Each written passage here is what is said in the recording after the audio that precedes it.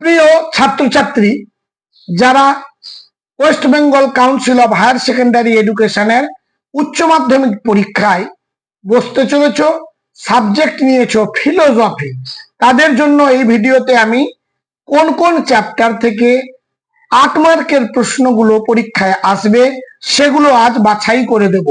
মাত্র 5টি চ্যাপ্টার তোমরা পড়ে গেলেই সেখান থেকে 8 মার্কের যে তোমাদের 5টি প্রশ্নের উত্তর দিতে হয় অবশ্যই পেয়ে যাবে। এই প্রশ্নপত্রের স্ট্রাকচার হলো 1 মার্কের 24টি এমসিকিউ করতে হবে, 1 মার্কের 16টা এসএকিউ করতে হবে এবং 8 মার্কের 5টি, এই নিয়ে মোট 80 মার্কের প্রশ্ন। প্রথম হচ্ছে 8 মার্কের জন্য তৈরি করবে তোমরা অধ্যায় 2 থেকে, অর্থাৎ চ্যাপ্টারের নাম হলো বচন। বচন থেকে কোন কোন প্রশ্নগুলো তৈরি করবে সেটা আমি আলোচনা করে দিচ্ছি। মাত্র 3টি প্রশ্ন দিয়েছি, তার মধ্যে আবার 2টি প্রশ্ন 100% আসবে তার মধ্য থেকে, সেই জন্য আমি স্টার চিহ্নও দিয়ে দিয়েছি। তোমরা তাহলে একে একে প্রশ্নগুলো দেখতে থাকো এবং তৈরি করে ফেলো তাড়াতাড়ি। যারা এই চ্যানেলে নতুন তারা মনস্বর কোচিং ভবানীপুর চ্যানেলটি সাবস্ক্রাইব করে পাশের বেল আইকনটি ক্লিক করে রেখো। নতুন কোনো ভিডিও আপলোড করলে সঙ্গে সঙ্গে নোটিফিকেশন সবার আগে তুমিই পেয়ে যাবে। তাহলে দেখো, দ্বিতীয় অধ্যায় থেকে বচন, 1-এর দাগে বচন ও বচনাকার কাকে বলে, নিরপেক্ষ ও সাপেক্ষ বচনের অধিকারগুলিকে উদাহরণ সহ উল্লেখ করো। 4+4, এই হলো 8 নম্বর। 2-এর দাগ বাক্য ও বচন কাকে বলে, বাক্যের অংশগুলি কি কি, উদাহরণ সহ আলোচনা করো। 2+6, এই 2-এর দাগের প্রশ্নটি স্টার চিহ্ন দিয়েছি, দেখো ভেরি ভেরি ইম্পর্টেন্ট, ভালোভাবে তৈরি করবে। 3-এর দাগের প্রশ্ন, নিরপেক্ষ বচন বলতে কি বোঝো, উদাহরণ সহযোগে নিরপেক্ষ ও সাপেক্ষ বচনের মধ্যে পার্থক্য লেখো। বচনে সংযোজকের কাজ কি, অর্থাৎ নাম্বার ডিভিশনটা হলো 2+4+2। তাহলে দ্বিতীয় অধ্যায় থেকে অর্থাৎ বচন চ্যাপ্টার থেকে তোমাদের শুধু 2-এর দাগ এবং 3-এর দাগের প্রশ্নটি তৈরি করলেই হবে, 1-এর দাগেরটা চোখে দেখে নেবে। এবার চলে যাব অধ্যায় 4, চ্যাপ্টারের নাম হলো অমাধ্যম অনুমান। 1-এর প্রশ্ন ভেরি ভেরি ইম্পর্টেন্ট, আবর্তন ও বিবর্তনের যুগ্ম প্রয়োগ বলতে কি বোঝো, আবর্তিতের বিবর্তন ও বিবর্তিতের আবর্তন উদাহরণ সহযোগে আলোচনা করো। প্রশ্নটি খুব ইম্পর্টেন্ট তোমাদের জন্য।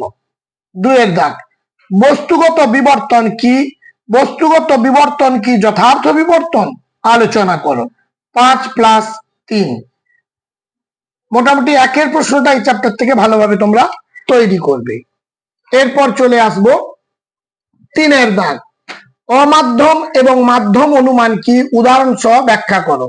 ইম্পর্টেন্ট প্রশ্ন, 3-এর দাগেরটি ভালোভাবে তৈরি করবে। 4-এর দাগ বিবর্তন কাকে বলে, বিবর্তনের নিয়মগুলি কি কি, বিবর্তনকে কোনো অমাধ্যম অনুমান বলা হয়। 2+4+2, মাত্র এই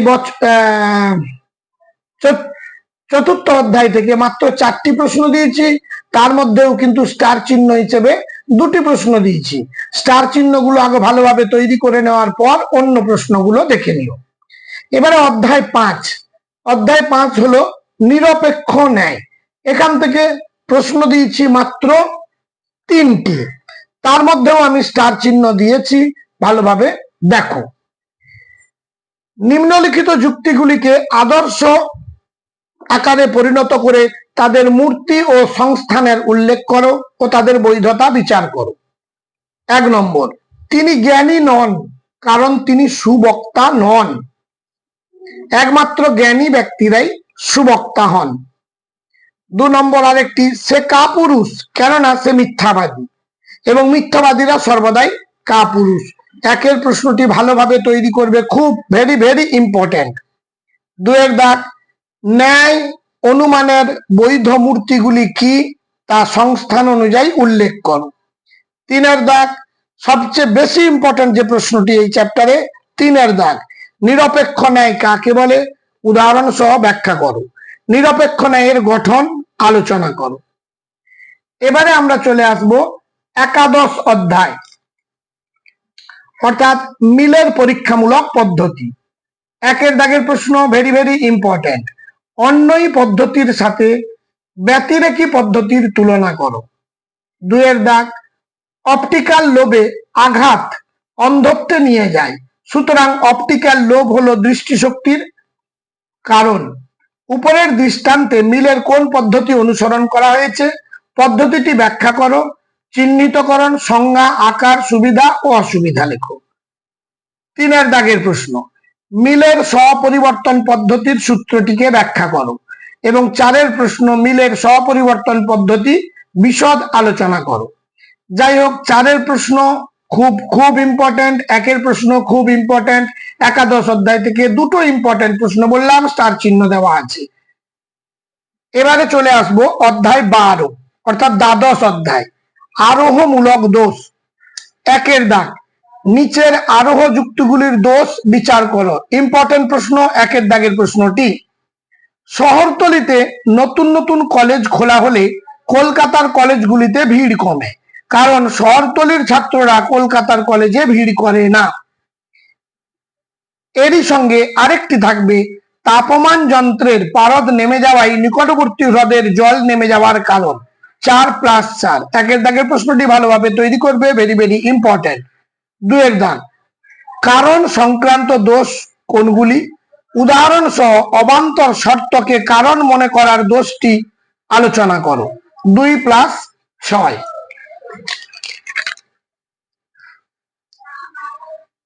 এবারে তিনের দাগের প্রশ্নটিও ভেরি ভেরি ইম্পর্টেন্ট। নিচের আরোহ যুক্তিগুলির দোষ বিচার করো। 1 নম্বর, এ পর্যন্ত যত সাদা ফুল দেখেছি সেগুলি রাতে ফোটে, সুতরাং সব সাদা ফুলই রাতে ফোটে।